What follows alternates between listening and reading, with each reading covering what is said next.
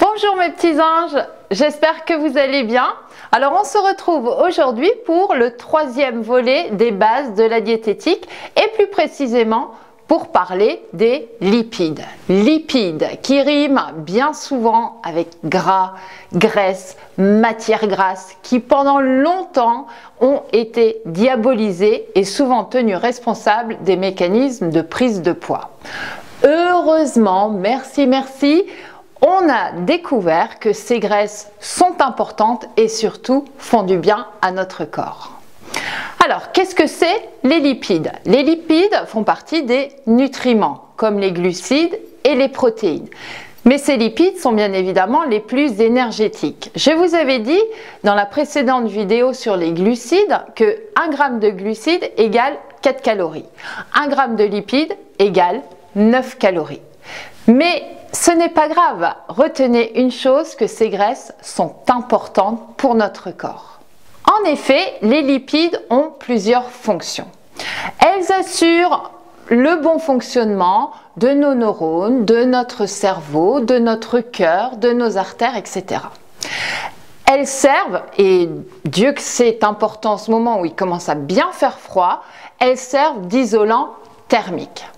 Ensuite, elles permettent de transporter dans notre sang certaines protéines, certaines hormones et surtout certaines vitamines qui ne peuvent se dissoudre que grâce aux lipides. On appelle ça les vitamines liposolubles, c'est-à-dire les vitamines A, D, E et K.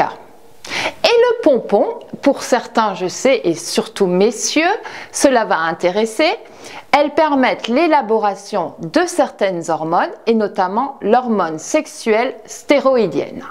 Stéroïdes, d'accord? Ok, mais ne vous ruez pas sur le saucisson, attendez la fin de la vidéo.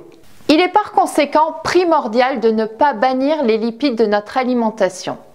La seule difficulté va résider dans le choix des lipides. Alors, généralement, on dit il y a les bonnes graisses et les mauvaises graisses. Ce n'est pas faux, mais c'est un peu plus complexe. Alors, pour simplifier, je vous ai fait 4 catégories. Je reprends 4 catégories. Donc, du pire à la meilleure. La première catégorie concerne les graisses à éviter. Il s'agit des acides gras dits trans. Alors, elles sont responsables de nombreuses pathologies, cancer, maladies cardiovasculaires. Alors, rassurez-vous, de plus en plus d'industriels limitent ces acides dans leurs produits. Et dans certains pays, d'ailleurs, ces acides sont interdits. C'est le cas notamment au Danemark ou dans certains États des États-Unis. Alors, comment les repérer? Il suffit simplement de regarder les étiquettes et si vous voyez dans la liste d'ingrédients marqué matière grasse partiellement hydrogénée, hop, le produit, on le met de côté. D'accord? Donc, vraiment, ces graisses-là, on évite. La deuxième catégorie concerne les graisses à modérer et plus précisément les acides gras saturés. Alors ça c'est facile à retrouver sur votre produit. Sur l'étiquette info nutritionnelle, vous avez lipides dont acides gras saturés ou dont saturés. Alors ces lipides sont également tenus responsables de nombreuses pathologies et notamment de l'augmentation du cholestérol. Mais c'est à nuancer. En effet, on a découvert que ces acides gras mettent à la fois en danger notre corps, mais aussi le protègent. Donc, on peut en consommer sans en abuser. Alors, en effet, si on en abuse, les lipides ne se transforment plus en énergie et vont aller se stocker en gras, généralement dans le ventre et dans les fesses, d'accord, peuvent boucher les artères, etc., etc. Donc, on peut en consommer, mais on n'en abuse pas. En plus de ça, on ne les met pas tous dans le même panier. Ces acides, il y en a des bons. En effet, par exemple, pour l'huile de noix de coco vierge, cette huile possède des propriétés digestives, immunitaires, antivirales, antibactériennes. On peut également consommer, sans en abuser, du chocolat noir. Pourquoi? Parce qu'il contient des polyphénols. Oh, quel mot compliqué!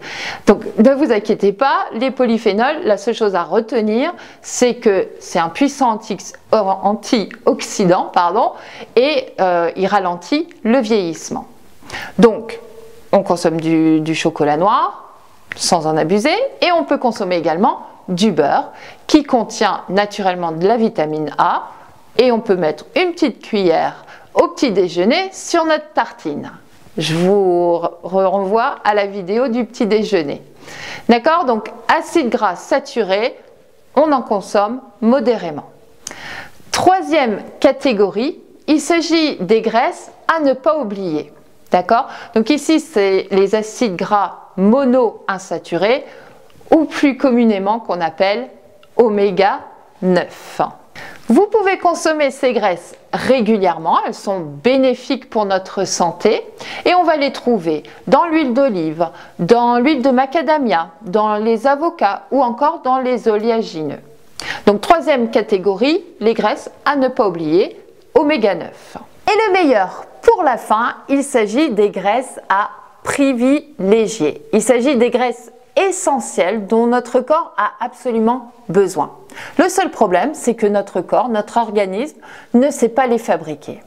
Alors, il s'agit ici des oméga 3 et des oméga 6. Et il faut un équilibre entre ces deux oméga. Et généralement, on consomme plus d'oméga 6 que d'oméga 3.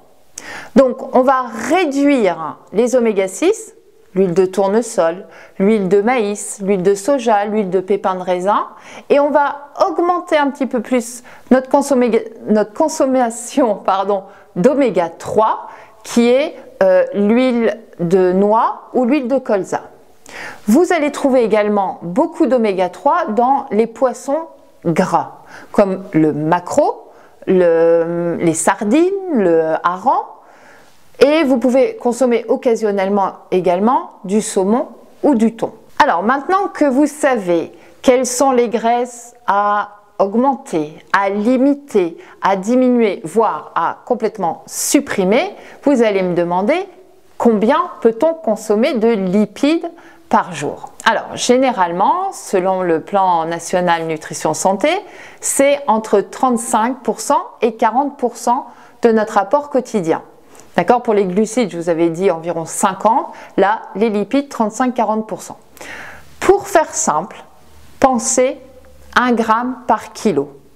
Vous faites 70 kilos, consommez 70 grammes de lipides par jour.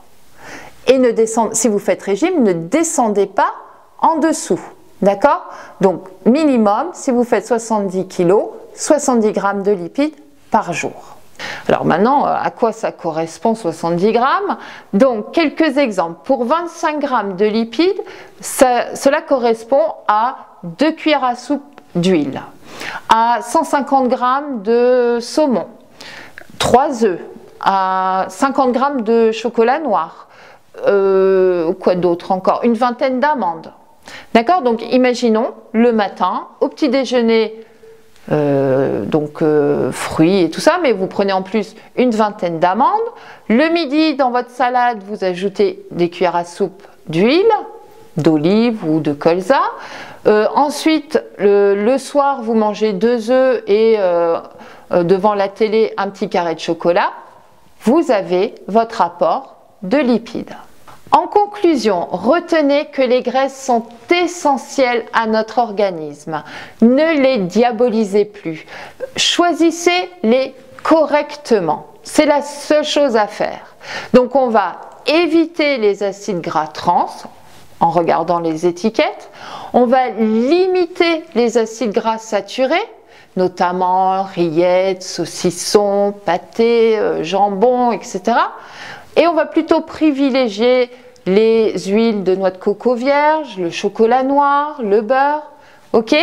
Donc évitez, limitez, privilégiez les oméga 9, huile d'olive, avocat, oléagineux.